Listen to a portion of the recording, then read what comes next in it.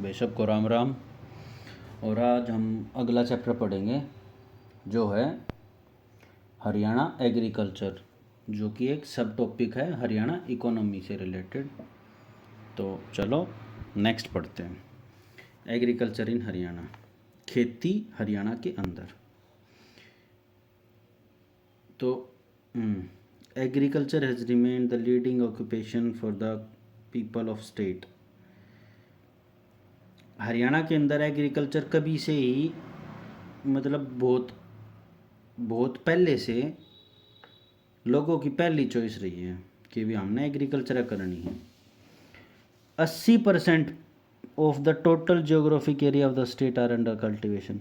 मतलब जैसे एरिया है, एरिया कितना है 44212 स्क्वायर किलोमीटर।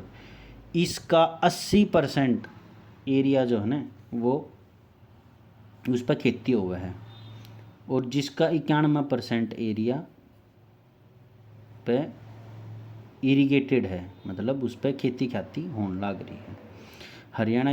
हरियाणा जो है ना दूसरे नंबर पर है गेहूं की कंट्रीब्यूशन करने के लिए इंडिया लेवल पे। पहले पे कौन है? यूपी। और third largest contribution of rice, और चावल का तीसरा सबसे बड़ा निर्यातक है हरियाणा। गेहूं का दूसरा और चावल का तीसरा। गेहूं किसको चावल का कटोरा कहा जाता है? धान का कटोरा। कमेंट में लिखो। हरियाणा जो है बासमती चावल का सबसे बड़ा एक्सपोर्टर है पूरी कंट्री में, हमसे बड़ा कोई नहीं है। ठीक है। हरियाणा और पंजाब दोनों को ग्रेन बाउल भी कहा जाता है, मतलब अनाज का कटोरा। ठीक है। अब 1966-67 में हमारा जो जीडीपी है ना, ग्रॉस डोमेस्टिक प्रोडक्ट, उसके अंदर हमारी खेती का कंट्रीब्यूशन था 56.6%, और वही आज हो गया है 16.6%। समझ रहे हो? और इसके अंदर लोग कितने जुड़े हुए हैं? 75% के आसपास। तो अब खुद सोच लो क्या हालत होने वाला है। चलो, food grain produced in Haryana is increased. देखो इससे क्या है, जो खाना है वो इंक्रीज़ हो रहा है। फूड ग्रेन खेतों के अंदर जो उगाया जा रहा है अनाज, वो इंक्रीज़ हो गया 18.20 लाख टन से 25.92 लाख टन।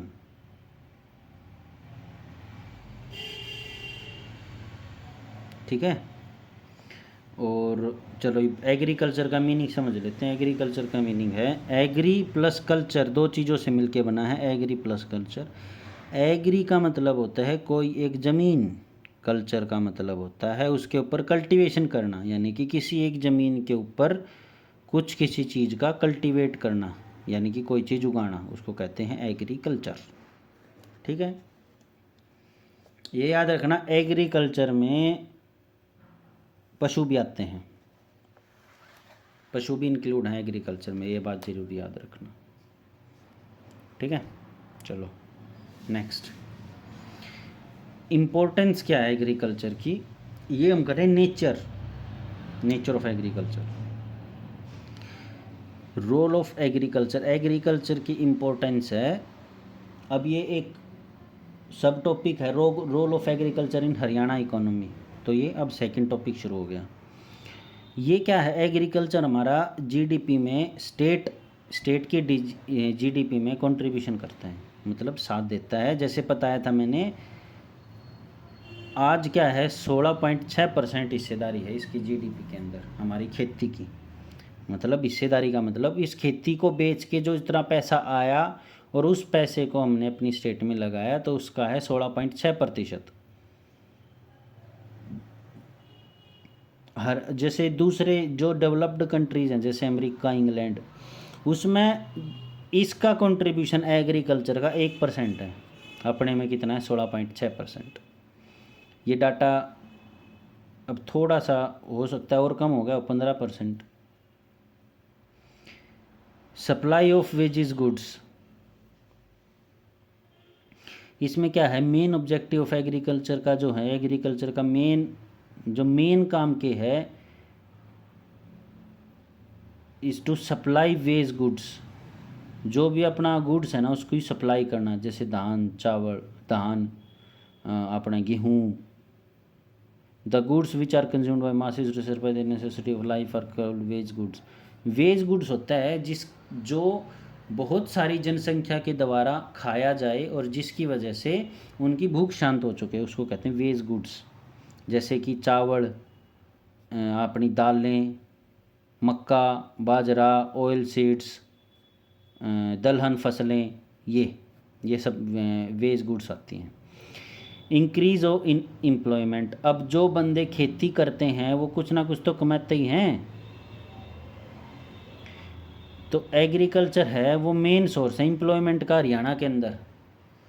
जब 74-75% रूरल पॉपुलेशन है और वो एग्रीकल्चर में काम कर रही है तो वो वहाँ से कमा भी रहे हैं, ठीक है। तो वहाँ से क्या एम्प्लॉयमेंट जनरेट हो रही है।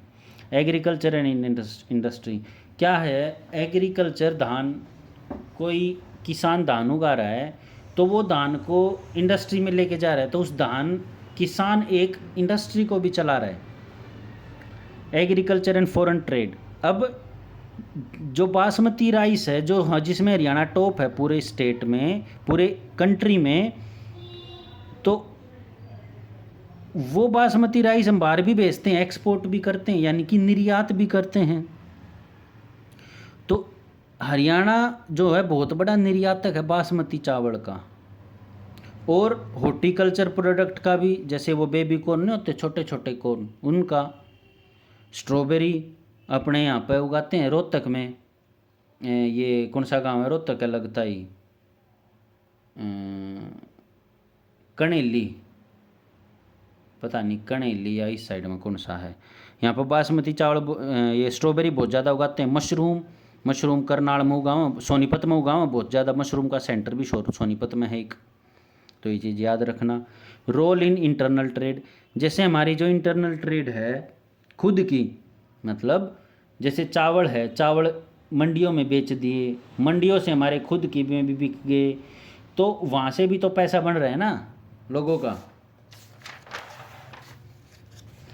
एग्रीकल्चर एंड ट्रांसपोर्ट,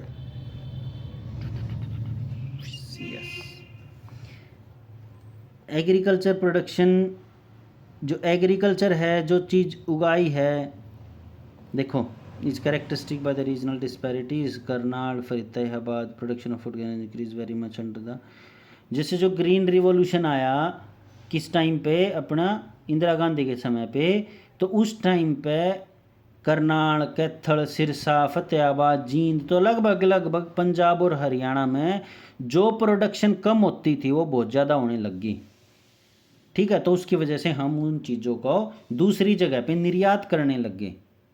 जैसे गेहूं हम हर जगह करते हैं, हमारा गेहूं हर जगह जाता है, समझे। ऐसे जरूरी नहीं गेहूं कुछ भी हो सकता है, कुछ भी। कैपिटल फॉर्मेशन, अब वो बिकेगा तो उससे पैसा बनेगा, उसी पैसे को बोल देते हैं कैपिटल फॉर्मेशन, यानी कि पैसा बन रहा है।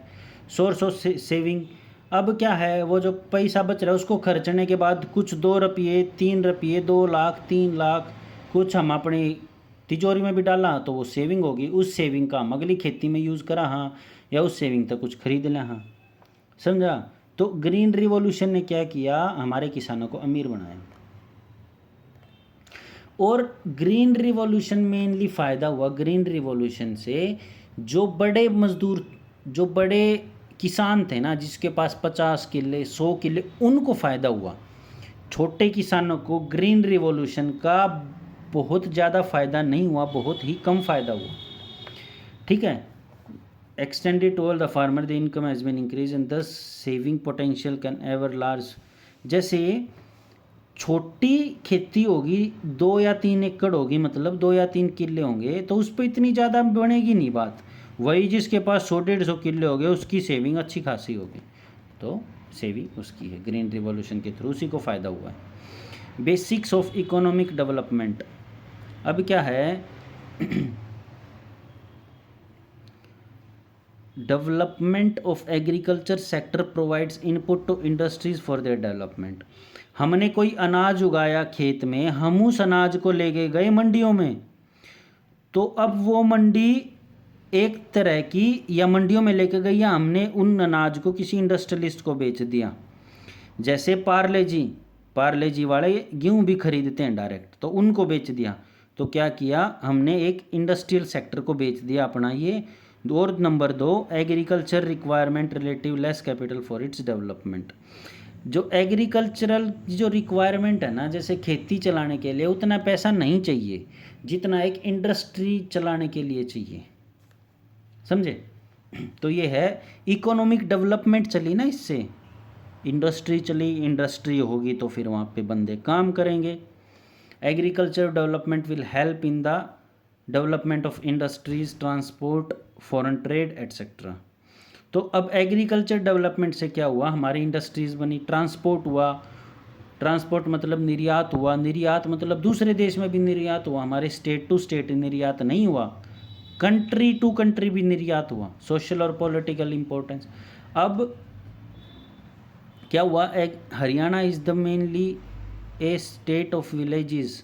हरियाणा क्या है, शहर कम है हरियाणा के अंदर, गांव बहुत ज़्यादा हैं।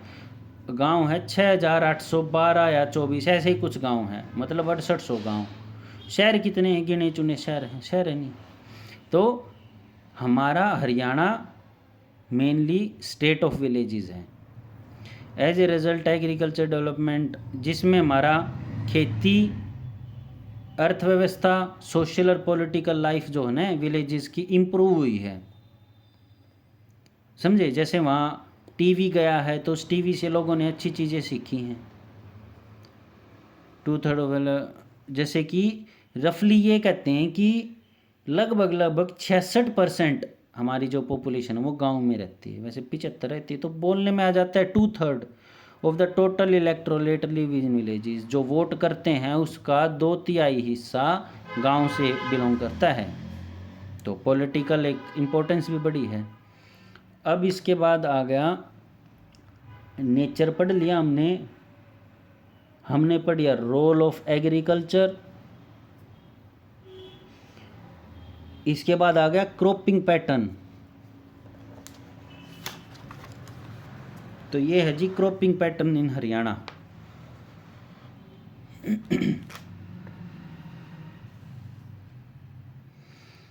क्रॉपिंग पैटर्न का मतलब है कि एक कल्टीवेबल एरिया में क्रॉप को समय के साथ उगाना क्रॉपिंग पैटर्न कहलाता है।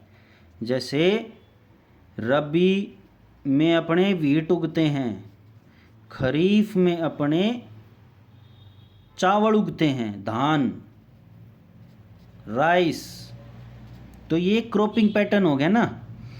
तो ये क्या है, समय समय पे चेंज होता रहता है, समझे। जैसे फार्मर जो है क्रॉप्स उगाता है हाई प्रोडक्टिविटी और हाई रिटर्न्स के लिए, ताकि कैसे एक किले में था 60 मन लेकर जाए गेहूँ, तो उस तक ये हो गया किसान ने फायदा होगा। अब क्या है क्रॉपिंग पैटर्न में, क्या है व्हीट और rice which together account of 66% of the total crop pattern.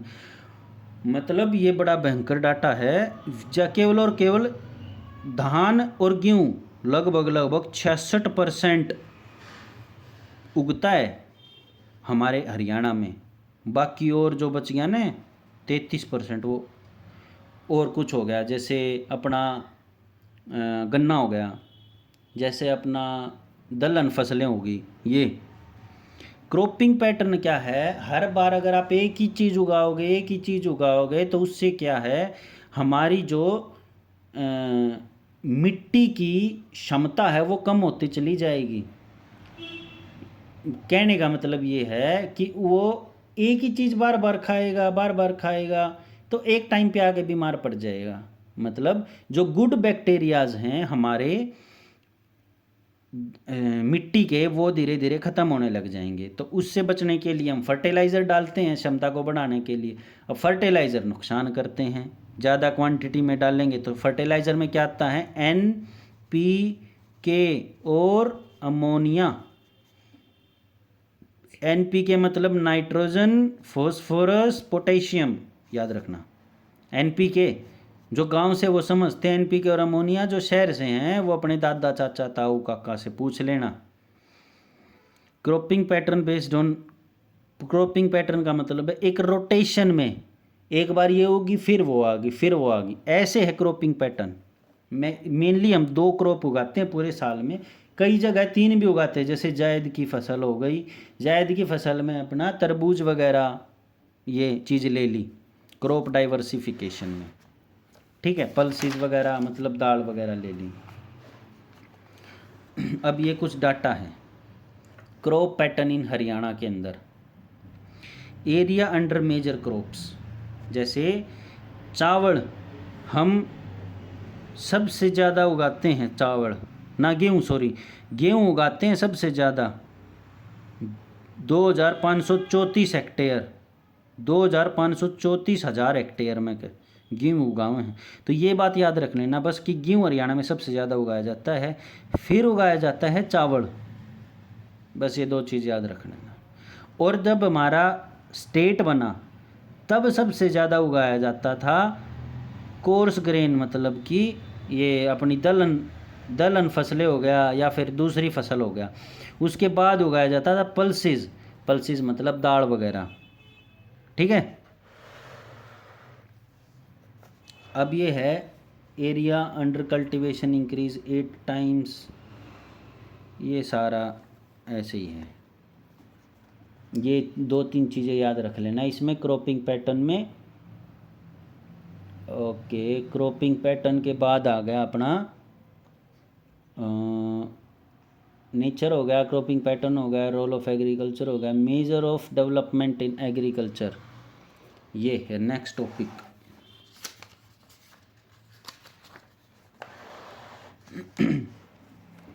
Major employed to develop agriculture, कौन कौन से तरीके अपनाए जाएं कि एग्रीकल्चर को हम चेंज कर सकें, मतलब अच्छे लेवल पे लेके जा सकें।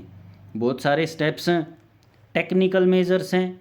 टेक्निकल मेजर्स में क्रॉपिंग पैटर्न, अब क्रॉपिंग पैटर्न बहुतों को नहीं आता, क्या होता है कई बंदे समझते हैं एक साल में बहुत सारी फसल उगाना, नहीं, this is not the cropping pattern. Cropping pattern होता है जैसे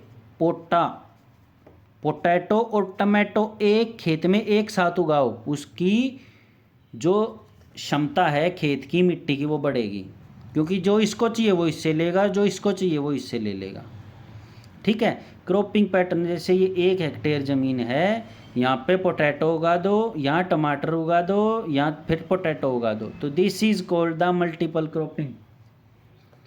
expansion of irrigation facilities, irrigation facilities में आप ड्रॉपिंग पैटर्न ले आएंगे। ड्रॉपिंग मतलब ये जो खेत है यहाँ पे एक लाइन बिछा देंगे जिस तक पानी की बूंद टप टप टप गिरे जाएंगी, एक एक करके लगभग 2 सेकंड के इंतराल पे एक बूंद गिरेगी जिस पौधे को चाहिएगी। और अब हम वैसे खेत में पानी डालते हैं तो इससे क्या है, वो पानी खरपतवार को भी चला जाता है, जिसकी वजह से हमारे खेत में खरपतवार यानी कि वीड्स उग जाते हैं। ओके, यूज़ ऑफ मैन्योर्स, मतलब मैन्योर मतलब हम अपने खेत में मैन्योर्स का यूज़ करें, मतलब खाद वगैरह का, जिसकी वजह से हमारी गुणवत्ता बढ़े मिट्टी की। Use of high yield variety of seeds, अब जो हम जैसे ये एक गेहूं का दाना है, मान लेते हैं इस गेहूं के दाने से एक बंदे का पेट भर गया, यानी कि इसमें एनर्जी एक बंदे की थी।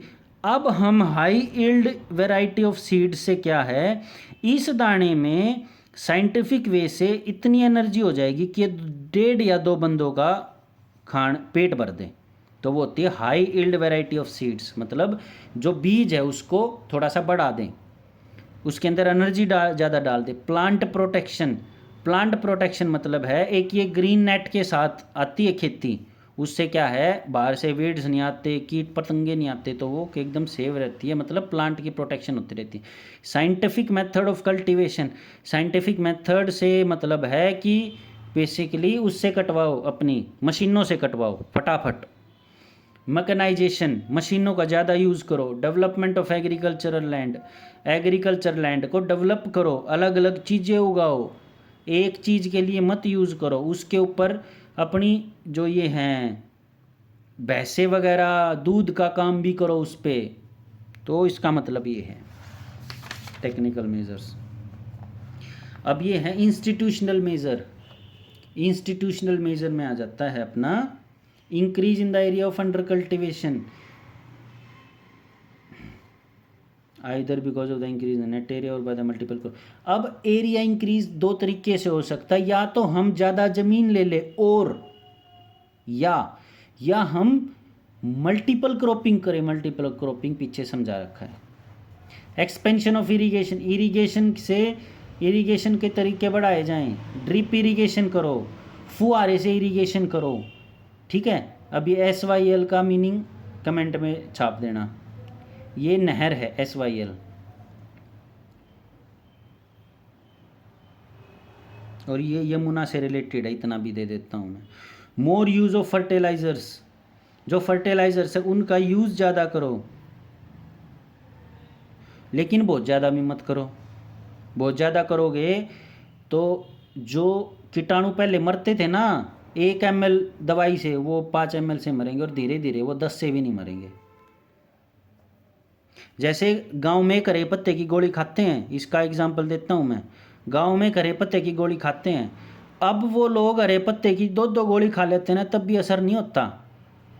वो ख़त्म हो चुके हैं, वो कुछ खा ले वो असर ही नहीं करेगा उनको कुछ भी।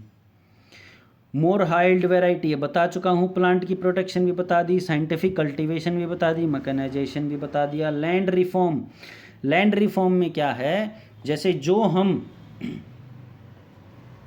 अनाज मंडियों में बेचते हैं, जो गवर्नमेंट रेट तय करती है उस पे, तो उसको थोड़ा सा रिफॉर्म लेके आना पड़ेगा। एग्रीकल्चर मार्केटिंग, जो मार्केटिंग है वो अब अगर सरकार करे किसानों के बेस पे, तो उससे किसानों की आय बढ़ सकती है। क्रेडिट फैसिलिटीज़ दे दें, मतलब लोन मुहैया करा दे। Cooperative credit societies has been formed for the view of providing credit facilities farmer number of land development bank. जैसे जो RRBs हैं, रिजर्व रूरल बैंक, इनको हर गांव में जाना पड़ेगा और उनको पैसा देना पड़ेगा किसानों को कम भाव पे। जैसे सर्व हरियाणा ग्रामीण बैंक है, ये सिर्फ और सिर्फ एग्रीकल्चर के लिए बनाया गया है, याद रखना। क्रॉप इंश्योरेंस, अगर जैसे अभी गेहूँ है, गेहूँ में बहुत ज़्यादा नुकसान हो गया, एकदम बारिश आ गई, अभी मार्च में आई थी, तो उससे क्या गेहूँ को नुकसान हो गया, तो इनडायरेक्टली डायरेक्टली किसे नुकसान हुआ, किसानों को हुआ। तो वो क्रॉप हमारी जो गेहूँ है उसके लिए इंश्योरेंस देना चाहिए खेतियों के लिए। स्ट्रेंथिंग रूरल इंफ्रास्ट्रक्चर, मतलब रोड की कनेक्टिविटी करनी पड़ेगी, मंडी पास लेके आनी पड़ेगी रूरल एरिया के, जो अनाज है वो जल्दी उठ जाए मंडी से ये करना पड़ेगा ताकि वो अनाज सड़े ना। एग्रीकल्चर में रिसर्च करवानी पड़ेगी टाइम टू टाइम, ताकि एक सीड्स है जो पहले बताया था, एक सीड एक का अनाज पेट भरती है, तो वो 2 का पेट भरे। हाइल्ड वैरायटी ऑफ सीड्स करनी पड़ेगी। सोइल की टेस्टिंग करनी पड़ेगी, क्या पता हमारी सोइल में धीरे धीरे लवणता बढ़ने लग रही हो, मतलब कि उसके अंदर वाइट परत आने लग रही हो। एक ये है, इसके अंदर एक वाइट परत आ जाती है जिसकी वजह से हमारी ज़मीन बंजर बन जाती है। फिर उसका उपाय भी एक है, वो कमेंट में छापो क्या है उसका उपाय। बायोटेक क्रॉप्स, ये BT कॉटन है, बायोटेक कॉटन, ये अभी इतनी ज़्यादा चलन में नहीं है, लेकिन इसके 3-4 एग्जांपल है। BT कॉटन हो गए, या फिर BT धान हो गए, राइस अपना। और BT कॉटन में क्या है, जो कॉटन के बीज होते हैं, कई बार वो करने के बाद हम भेड़ बकरियों या फिर इनको डाले जाते हैं, तो उससे क्या है नेगेटिव इम्पैक्ट आया पशुओं के ऊपर। तो अभी इसके ऊपर शोध चलने लग रही है। किसान कॉल सेंटर, हर उसके अंदर किसान कॉल सेंटर बनाया जाए, ITC की हेल्प से या किसी प्राइवेट कंपनी की हेल्प से बनाया जाए, ताकि किसान को कुछ सहायता की ज़रूरत हो तो वो तुरंत पूछ सके। एजुकेटिंग फार्मर थ्रू मीडिया, जो मीडिया चैनल आजकल एक ही काम करने लग रहे हैं कि बस किसी भी पॉलिटिकल पार्टी के पीछे पड़ जाओ, उसी को दिखाते रहो, उसको चेंज करके कुछ 1 या 1.5 घंटा या 30 मिनट मीडिया के लिए बुक करना चाहिए कि भी इससे इस टाइम पे केवल और केवल फार्मर के रिलेटेड वो आएंगे, न्यूज़ आएंगे, दिखाएंगे कहाँ क्या हो रहा है। Use of IT for promoting agriculture, agriculture को प्रमोट करने के लिए साइंस का सहारा नहीं लेना पड़ेगा, मतलब कि इंफॉर्मेशन एंड टेक्नोलॉजी का सहारा लेना पड़ेगा, जिससे अलग अलग स्कीम्स बनानी पड़ेंगी। जैसे वेदर कंडीशंस हमें पहले पता लग जाए, मार्केटिंग प्राइस है कि उसकी फार्मर को पता लग जाए, मार्केटिंग इंफ्रास्ट्रक्चर क्या चल रहा है मार्केट का वो पता लग जाए, जैसे सूखा पड़ रहा है उसकी स्कीम्स हो, ये अलग अलग है। ई ट्रेडिंग प्लेटफॉर्म हो जहाँ पे हम अपनी इसको बेच सकें, खेत में से निकला हुआ अनाज को, एग्रीकल्चर प्रोड्यूस जो एग्रीकल्चर प्रोड्यूस है उसको हम ई प्लेटफॉर्म पे बेच सकें।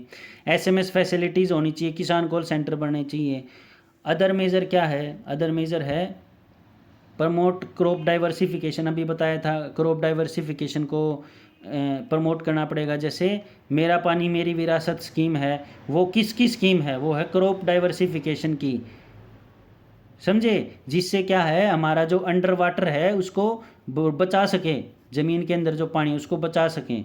ट्यूबवेल लगा दे और ज़मीन के अंदर पानी निकाल के सीधे देगा, तो उससे क्या है धीरे धीरे पानी ख़त्म होता रहेगा। तो उससे बचने के लिए तरीका क्या है? जैसे जो धान और गेहूँ की 66% फसल हरियाणा में इकलौती है, तो उसको थोड़ा डाइवर्सिफाई किया जाए। जो सरकार कहती है ना हम 6,000 4,000 इतने रुपए देंगे, वो इसीलिए कहती है मेरी फसल मेरी विरासत के तहत, समझे? मेरी फसल मेरा ब्यौरा पोर्टल, इसके तहत क्या है, अब आप लोगों ने पंजीकरण भी किया होगा जो गांव से, वो समझ गए मेरी फसल मेरा ब्यौरा पे इन लोगों ने पंजीकरण किया है, भुगतान दिखाया है, और उससे फिर सरकार अब इनको पैसे देगी। पर एकड़ कितने % का लॉस हुआ है वो पटवारी के हाथ में होता है, कुछ भी कर सकता है वो। ये हो गया मेजर डेवलपमेंट ऑफ, ये ख़त्म हो गया major employment to develop agriculture. अब आ गया क्रॉप इंश्योरेंस।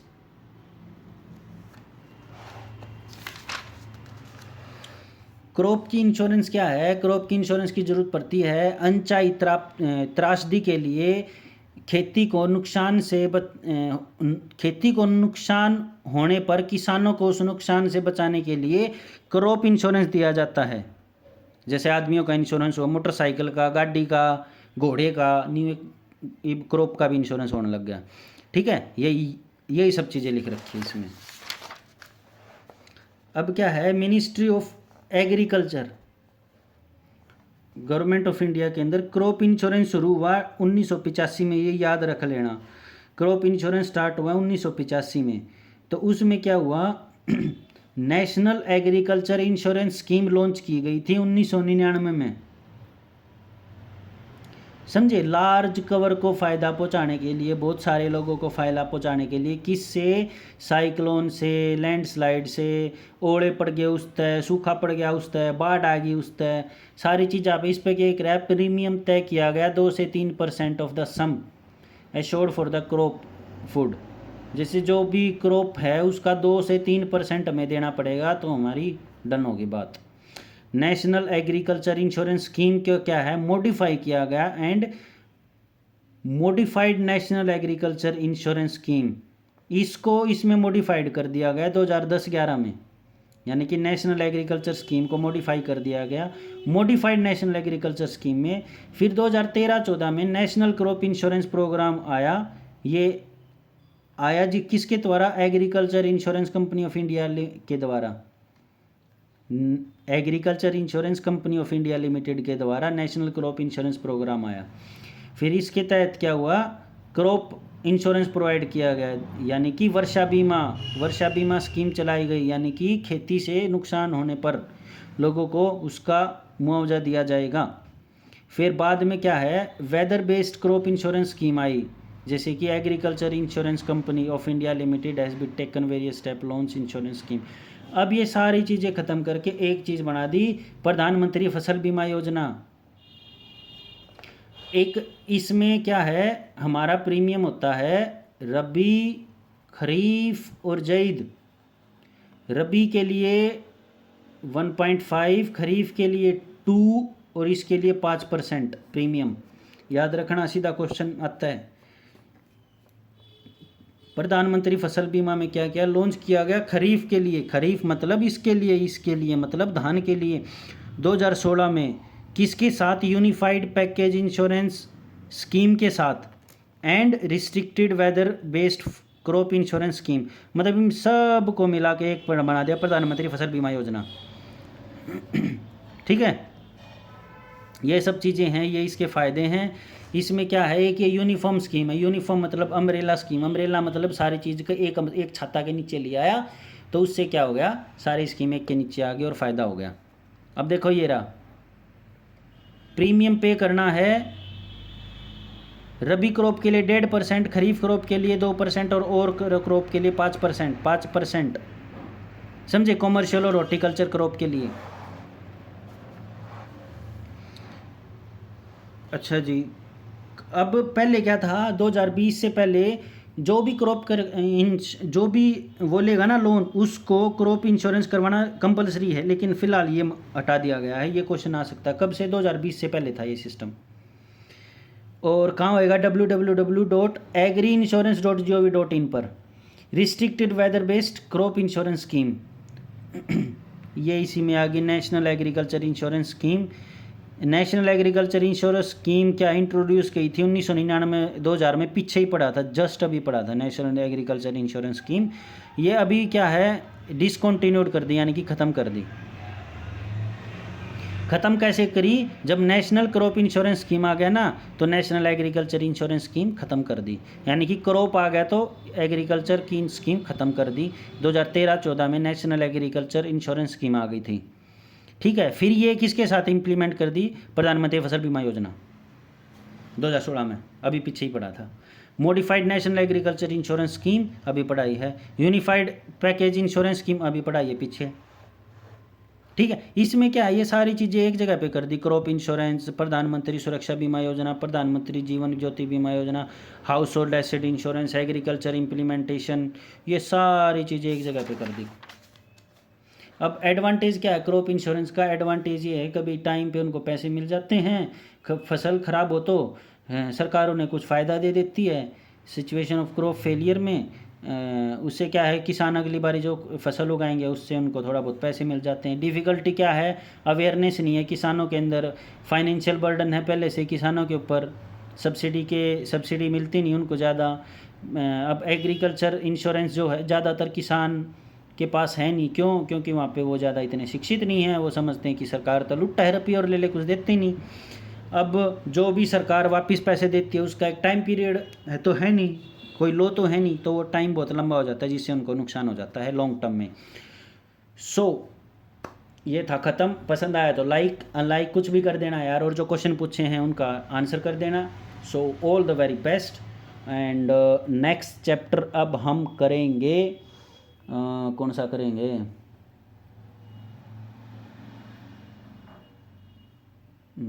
Agriculture credit. कल इसकी नई वीडियो आ जाएगी एग्रीकल्चर क्रेडिट की, और आई होप कल तो नहीं, परसों, कल HCS का एग्ज़ाम है, तो एग्रीकल्चर क्रेडिट आ जाएगा मंडे को, और ट्राई करूँगा मैं कल ही आ जाए शाम तक, रात तक। All the very best. और ये बहुत ही जल्दी मैं ख़त्म कर दूंगा, ये हरियाणा इकोनॉमी, फिर रूरल मार्केटिंग, फिर इंश्योरेंस तो बहुत आसान है, कुछ नहीं है, BC 602 है एक, वो किताब ले लेना, उससे हो जाएगा। चलो, ऑल द वेरी बेस्ट। और लाइक अनलाइक सब्सक्राइब कुछ भी करके जाना यार, है ना, थोड़ा मेरा भी मोरल हाई हो। Signing out.